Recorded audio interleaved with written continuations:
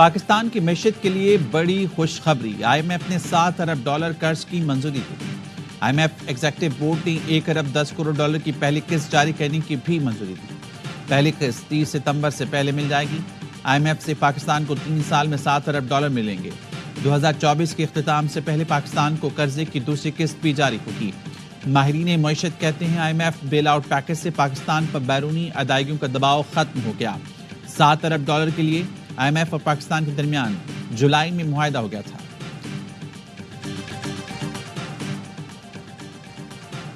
وزیراعظم شہباز شریف کا آئی M F package منظوری پر اظہار اطمینان، کہا معاشی اصلاحات کا نفاذ تیزی سے جاری ہے، یوں ہی محنت جاری رہی تو یہ پاکستان کا آخری آئی ایم ایف پروگرام ہوگا۔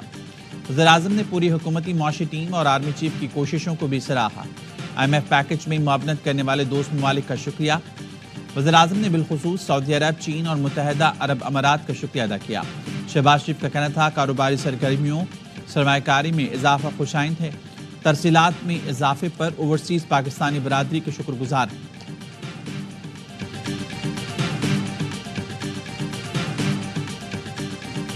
Your Prime Minister laid out a very clear set of ideas of what he wants to prioritize on. He used the words that he wants to prioritize things that help his people. وزیراعظم شہباز شریف سے world bank کے group صدر اجے بنگا کی ملاقات۔ وزیراعظم نے ملاقات پاکستان کے لیے سودمند قرار دی۔ میڈیا سے گفتگو میں کہا شہباز شریف کی تعریف کی، کہا آپ کے وزیراعظم نے عوام کی ترجیحات کو مد نظر رکھا۔ ورلڈ بینک پاکستان کی ترقی کا معاون ہے، پاکستان میں ہونے والی اصلاحات اور استحکام کی کوششیں قابل تعریف ہیں۔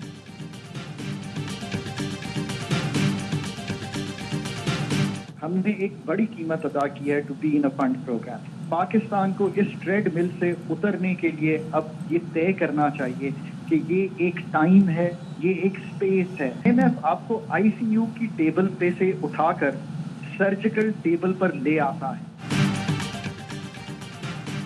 آئی ایم ایف قرض پروگرام کے لیے بڑی قیمت ادا کی ہے۔ اقتصادی امور کے ماہر ڈاکٹر خاقان نجیب کہتے ہیں آئی ایم ایف سے بیل آؤٹ پیکج ملنے کے بعد ملک کی معیشت آئی سی یو سے نکل کر سرجری ٹیبل پر آ گئی۔ انرجی سیکٹر میں سرجری تو کرنا ہی ہوگی۔ گورنر اسٹیٹ بینک نے اعتراف کیا آئی ایم ایف قرضے کے لیے حکومت نے سخت معاشی پالیسیاں اپنائیں۔ جمیل احمد نے کہا معاشی ترقی کے مانیٹری پالیسی میں لگائے گئے تخمینے پر قائم، رواں مالی سال جی ڈی پی 3.5% تک رہے گی۔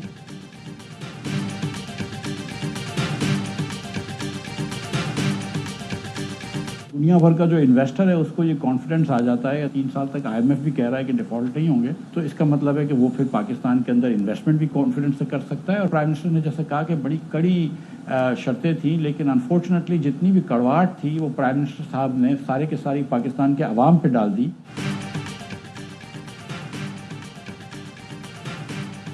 آئی ایم ایف پروگرام سے سرمایہ کاروں کو اعتماد ملے گا۔ سابق وزیر خزانہ مفتاح اسماعیل کہتے ہیں حکومت نے بجٹ میں آئی ایم ایف کی تمام سخت شرائط عوام پر ڈالی، ٹیکس لے رہے ہیں مگر اخراجات کم نہیں کر رہے اور اصلاحات بھی نہیں کی۔ آئی ایم ایف پروگرام اور تیل کی قیمتوں میں کمی پاکستان کے حق میں ہے۔ سابق چیئرمین ایف پی آر شبر زیدی نے کہا آئی ایم ایف نے 3 سال کے لیے گارنٹی دے دی کہ پاکستان دیوالیہ نہیں ہوگا۔ آئی ایم ایف قرض کی منظوری خوشائند اور معیشت کے لیے ضروری ہے، ڈالر کنٹرول میں ہے اور مہنگائی بھی کم ہوئی ہے۔ معیشت حکومتی اقدامات کے بجائے عالمی معاشی صورتحال کی وجہ سے بہتر ہوئی۔ اچھی بات ہے کہ حکومت نے قبول کر لیا کہ نان فائلر کچھ نہیں ہوتا، یہ ختم ہونا چاہیے۔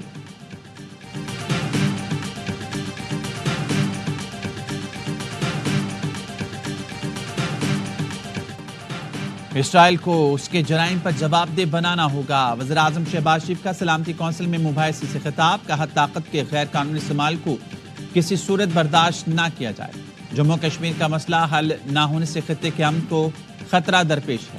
کشمیر سے متعلق سلامتی کونسل کی قراردادوں پر عمل درآمد ضروری ہے۔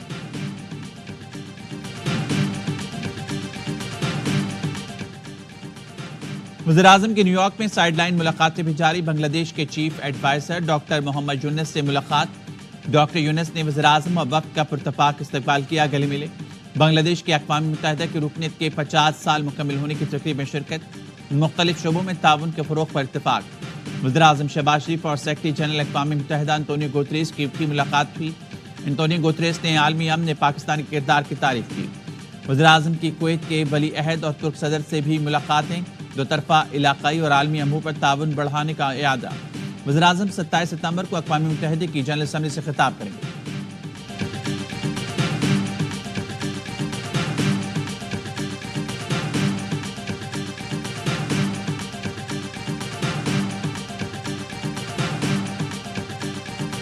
पंजाब की सरहद में आगे अगर कानून तोड़ोगे तो मुंह तोड़ जवाब मिलेगा। जो आवाजें ये मुझे कसते हैं, जो ज़ुमाइनी जुमले ये बोलते हैं, जो कि वज़ीर आला है, वो जब आपके ऊपर इस तरह से बदतमीजी का इजहार करे तो वो कौम के बच्चों को क्या दर्श दे रहा है। पंजाब आकर कानून तोड़ने वालों को मुंह तोड़ जवाब मिलेगा। वज़ीर आला पंजाब मरियम नवाज का फैसलाबाद में खिताब। अली अमीन गंडापुर को मुखातिब करके कहा, मुझ पर जुमानी जुमले कसने और गालियां निकालने वाले कौम के बच्चों को क्या दर्स देंगे। वज़ीर आला खैबर पख्तूनख्वा AK-47 लेकर दूसरे सूबे पर हमलावर हुए, वैन के शीशे तोड़े। इनसे तय होता था 6 बजे जलसा खत्म करेंगे। 6 के बाद 2 पुलिस एहलकार गए और जलसा खत्म करवा कर वापस आकर 5 बजे के बाद दहशतगर्दों को घूमने नहीं दे सकते। इनके अपने सूबे में दहशतगर्दी के साथ भूख और बीमारियों का राज है। एक सफ़ीर ने पूछा, सियासी इंतशार पर आप क्या सोचते हैं? नवाज शरीफ ने जवाब दिया, बचपन से देखते आ रहे हैं, हमारे लिए कोई नई बात नहीं। बिजली के बिलों में रिलीफ देने पर लोगों को मिर्चें लग गईं, पहली बार रिलीफ पर तकलीफ का सुना है। नवाज की तकरीर अली अमीन के जिक्र के बगैर नामुकम्मल होती है। मरियम बताएं, पंजाब में जलसा करना दहशतगर्दी है। फस्तायत के रिकॉर्ड नून लीग तोड़ रही है और दहशतगर्द हमें कहा जा रहा है। मॉडल टाउन के मुजरिमों को कोई हक नहीं कि दूसरों को दहशतगर्द कहें। मुशीर इत्तलात खैबर पख्तूनख्वा बैरिस्टर सैफ का रद्द-ए-अमल। कहा, अली अमीन गंडापुर फिर पंजाब आ रही हैं, उन्हें जाली मुकदमात की कोई परवाह नहीं। जलसा करना हमारा जमहूरी और आईनी हक है। वज़ीर आला पंजाब मरियम नवाज से कच्चे के डाकू नहीं समझ ले, लगता है डाकुओं की कार्रवाई में ये भी शराकतदार हैं। मौलाना फजलुर रहमान भी आईनी अदालत के हामी। सीनियर सहाफ़ी से गुफ्तगू में कहा, शहबाज शरीफ ने सिर्फ इतना कहा कि हमें सपोर्ट करो, ख्वाहिश है कि आईनी तरमीम इत्तफाक राय से मंजूर हो जाएं। किसी शख्स के लिए तरमीम के हक में नहीं, मुद्दत में तौसी मफाद नहीं, ज़रूरत की बुनियाद पर होनी चाहिए। लड़ाई और डेडलॉक में मनपसंद अफराद के लिए है।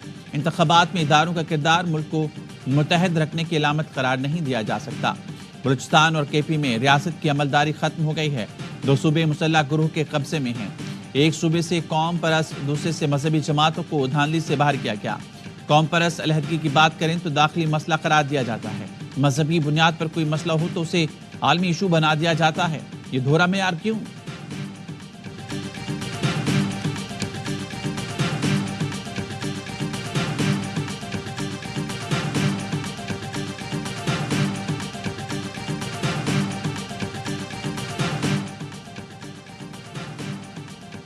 यहां दादा के केस का फैसला पोते के सामने आता है। जुल्फकार अली भुट्टो को फांसी देने वालों को माफी मांगनी चाहिए। ENP के सदर इमल वली खान का कराची बार से खिताब। अदालती निज़ाम में खराबियां दूर करने के लिए वकला को मज़ीद काम करना होगा। पाकिस्तान में बदकिस्मती से जजेस बोलते हैं, उनके फैसले नहीं बोलते। फारूक एच नाइक ने ऑफ द रिकॉर्ड में गुफ्तगू करते हुए कहा, आईनी अदालतें बना लेंगे तो कोई आसमान नहीं गिर जाएगा। चाहते हैं सुप्रीम कोर्ट अवाम के केस हल करे। जज भी मेरिट की बुनियाद पर लगने चाहिए। चेक एंड बैलेंस होना चाहिए। पार्लियामान की कमेटी अवामी समात में जजेस की मंजूरी दे।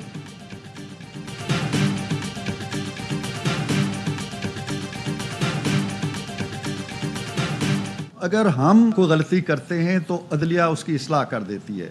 100 बिस्मिल्लाह।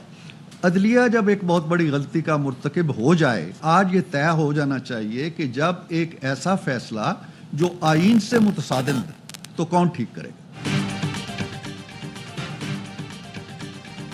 आइन से मुतसादिम फैसला देने के बाद हमारी पीठ पर चाबक ना मारेंगे, फैसले पर अमल करेंगे। मुआज़िज़ जज भी इंसान है, उनसे भी गलती हो सकती है। हम कोई गलती करते हैं तो अदलिया इस्लाह करती है। ये तय होना चाहिए कि अदलिया से गलती हो और फैसला आइन से मुतसादिम हो तो कौन देखेगा।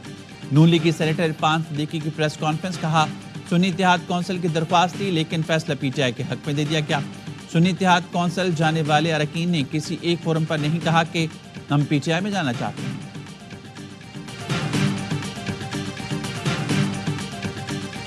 सुप्रीम कोर्ट के जजेस की जानिब से वजाहती हुक्मनामे के मामले पर रजिस्ट्रार ने रिपोर्ट चीफ जस्टिस को भिजवा दी। लिखा, वजाहती हुक्मनामे के मामले पर कोई कॉज लिस्ट जारी नहीं हुई। درخواستوں کے لیے فریقین کو نوٹس بھی نہیں بھیجے گئے. درخواست کے سلسلے میں کسی چیمبر میں ججز نے نہ بیٹھے. فیصلہ اپلوڈ کرنے سے قبل فائل آفس کو بھی نہیں بھیجی گئی. چیف جسٹس قاضی فائز عیسیٰ نے 14 ستمبر کے ڈپٹی رجسٹرار کے نوٹ پر وضاحت مانگی تھی. چیف جسٹس نے رجسٹرار سے 9 سوالات کے جواب طلب کیے تھے. الیکشن کمیشن کے 2 ممبران نے سپریم کورٹ کے فیصلے پر عمل درآمد کی رائے دی تھی. دونوں نے قانونی ٹیم کی تجاویز سے عدم اتفاق کیا.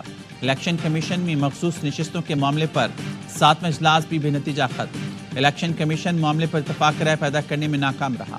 ذرائع کے مطابق الیکشن کمیشن آج پھر مخصوص نشستوں کے معاملے پر مشاورت کرے گا. مقبوضہ کشمیر میں مودی سرکار کا انتخابات کے ڈھونگ کا دوسرا مرحلہ. وادی کو بھارتی فورسز نے چھاونی بنائے رکھا. ہر طرف خوف و ہراس. من پسند نتائج حاصل کرنے کے لیے وادی میں 10 لاکھ بھارتی فوجی تعینات. مقبوضہ کشمیر کے عوام نے انتخابات کا بائیکاٹ کیا. وزیر اعظم آزاد کشمیر چودھری انوار الحق کہتے ہیں کشمیر پاکستان کی شہرک ہے. کشمیر کا دیرینہ مسئلہ صرف UN قراردادوں کے مطابق حل کیا جائے گا. خوشحال اور مضبوط پاکستان ہی مسئلہ کشمیر کے منصفانہ حل کی ضمانت ہے. اسرائیل کے لبنان پر بموں کی بارش. تازہ حملوں میں 51 افراد شہید، 200 سے زائد زخمی. 3 روز میں 620 افراد لقمہ اجل بنے. 2000 سے زائد زخمی. بیروت میں اسرائیلی حملوں میں حزب اللہ کے اہم کمانڈر ابراہیم شہید ہو گئے. 1 لاکھ کے قریب آبادی بے گھر ہو گئی. حزب اللہ نے اسرائیل پر جوابی حملے میں 300 سے زائد راکٹ داغے. حزب اللہ کا کہنا ہے اسرائیلی بحری اڈے سمیت کئی اہداف کو نشانہ بنایا. لبنان کے وزیر خارجہ عبداللہ کا اسرائیل لبنان جنگ سے متعلق امریکی صدر کے بیان پر مایوسی کا اظہار. سعودی عرب کو لبنان میں جاری صورتحال پر تشویش. لبنان اسرائیل جنگ پر سلامتی کونسل کا اجلاس کل ہوگا. غزہ پر بھی اسرائیلی حملے جاری. 24 گھنٹے میں 50 فلسطینی شہید. رفح میں گھر پر بمباری میں والدہ کے ہمراہ 5 بچے شہید ہو گئے. اسرائیل نے 88 فلسطینیوں کی لاشوں سے بھرا کنٹینر غزہ بھیج دیا. فلسطینی حکام کا لاشیں وصول کرنے سے انکار. تفصیل فراہم کرنے کا مطالبہ. حکومت نے نان پائلٹس کیٹیگری ختم کرنے کا فیصلہ کر لیا. ٹیکس گوشوارے جمع نہ کرانے والے گاڑی اور گھر نہیں خرید سکیں گے. ترجمان FPR کا کہنا ہے نان پائلٹس کو اضافی ٹیکس دے کر گاڑی اور گھر خریدنے کی صورت ختم کی جا رہی ہے. نان پائلٹس کے بیرون ملک سفر پر پابندی عائد کر دی جائے گی. ماہانہ 50,000 روپے کما کر گوشوارے جمع نہ کرانے والے نان پائلر ہیں. نان پائلر کی سم بھی بلاک کر دی جائے گی.